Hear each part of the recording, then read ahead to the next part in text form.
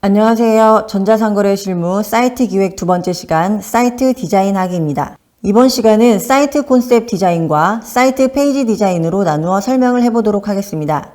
먼저 학습 목표를 확인하시겠습니다. 첫 번째, 디자인의 본질을 이해한다. 두 번째, 디자인의 색채 계획을 이해한다. 세 번째, 쇼핑몰의 레이아웃 구조를 이해한다. 첫 번째, 사이트 컨셉트 디자인입니다. 컨셉트 디자인은 상품과 고객을 대상에 맞도록 진행되어야 합니다. 예를 들어 여성 의류, 인테리어 소품, 자동차 공구 등 모두 같은 컨셉트 디자인으로 제작될 수 없습니다. 판매되는 상품도 대상도 목적이 모두 다르기 때문이죠. 그렇다면 사이트의 컨셉트 디자인은 어떻게 잡아야 하나요? 세 가지 요소를 기억하시면 됩니다. 본질 파악, 디자인 기준, 차별화입니다. 사이트 디자인 컨셉의 본질은 상품이며 그 상품을 구매하는 예비 고객입니다. 따라서 그 상품을 구입하는 타겟 고객이 가장 중요한 요소가 됩니다. 이렇게 타겟 고객을 기준으로 한 컨셉은 초기 디자인의 개발 단계에서 진행되어야 하며 모든 레이아웃은 기존 컨셉 속에서 일체감 있게 디자인되어야 합니다. 그리고 중요한 것은 기본 본질과 기준 속에서 다른 경쟁 사이트와의 차별적인 요소가 내포되어 있어야 한다는 것입니다. 그렇다면 이런 디자인의 컨셉트는 어떻게 정의해야 하나요? 디자인 컨셉의 정의에서 제일 중요한 것은 바로 키워드입니다.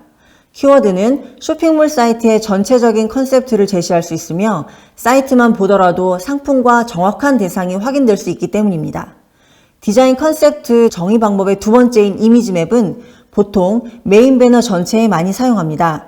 하지만 너무 많은 이미지 맵을 사용하게 되면 고객의 이동 경로를 방해하게 되므로 한 이미지에 한 개의 이미지 맵을 사용하는 것이 좋습니다. 이제 사이트를 디자인하는 방법에 대해서 알아보도록 하겠습니다. 사이트를 디자인하는 방법에는 아이덴티티 디자인과 색채 계획이 있습니다. 아이덴티티 디자인이란 하나의 사이트에 사이트 슬로건을 기준으로 로고, 심볼, 마크, 카피, 이미지 컨셉트 등 모든 요소를 통합해서 목적에 맞고 일관성 있게 디자인을 하는 것입니다.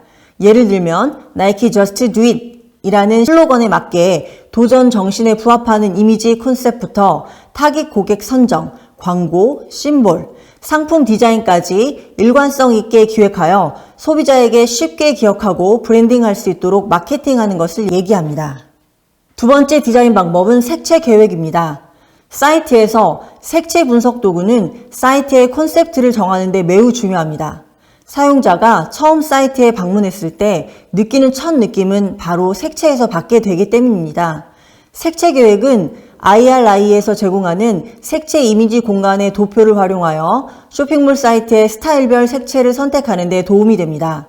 특히 배색 관계를 보면 색들의 조합에서 전체 색채 계획을 준비하고 계획하는 데 큰 도움이 될 것입니다. 다음은 스토리보드에 대해 설명하겠습니다. 스토리보드는 전체의 레이아웃 구조를 말하는데요.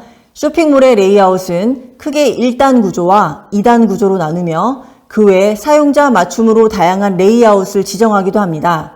요즘 트렌드는 1단 구조의 형태로 진행되는데 SNS와 블로그 등의 익숙한 레이아웃뿐 아니라 노트북, 태블릿, 모바일 등의 화면 크기에 따른 다양한 레이아웃에 어울리는 적합한 디자인이기 때문입니다.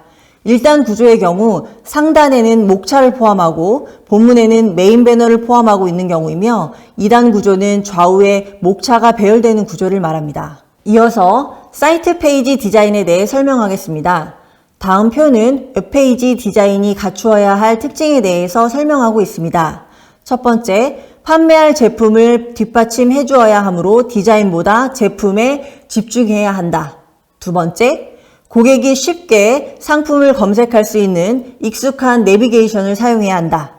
세 번째, 고객은 사진을 통해 상품을 평가하므로 고품질 이미지를 사용해야 하며 네 번째, 가격은 상품을 선택하는 가장 큰 기준이므로 가격의 전면 표시는 필수이다. 다섯 번째, 상품에 집중할 수 있도록 심플한 레이아웃을 선택해야 한다. 여섯 번째, 메인 화면이 고객의 이목을 이끄는 가장 큰 요소이므로 상품을 반드시 진열해야 한다. 일곱 번째, 동영상 콘텐츠나 실시간 방송 등 홍보 방법 등을 다양하게 발전시켜야 한다. 여덟 번째, 고객의 선택권을 다양화하는 옵션을 제공해야 한다. 9번째, 표준화된 정보를 제공하여 신뢰도를 높여야 한다. 10번째, 또한 지나친 절차는 고객 이탈을 유도할 수 있다. 11번째, 복잡한 결제 시스템은 구매 결정 도달이 어려움을 잊지 말아야 한다.입니다. 웹사이트에 상품을 진열하는 것 외에 각종 광고 프로모션을 통해 판매를 촉진시켜야 합니다. 다음은 웹디자인에 필요한 프로그램인 포토샵의 단축키들 모음인데요. 포토샵은 따로 과정을 만들어서 진행하도록 하겠습니다. 내비게이션은 사용자가 사이트 첫 화면에서 상품의 분류를 선택하는 카테고리입니다. 고객이 쉽게 상품을 검색하고 이동할 수 있도록 최대한 간결하고 직감적으로 제작하는 것이 좋겠죠? 마지막은 메인 페이지와 서브 페이지에 대한 설명입니다. 쇼핑몰은 메인 페이지 하나에 수십 개에서 수백 개의 서브 페이지가 존재합니다. 이 모든 페이지의 디자인적 컨셉트는 일체감 있게 통일되어야 합니다. 그중 메인 페이지는 고객이 가장 많이 방문하는 첫 화면이고 쇼핑몰의 매출에 큰 영향을 미치므로 모든 프로모션의 노출은 메인 페이지 기준으로 하도록 하는 것이 좋을 것입니다.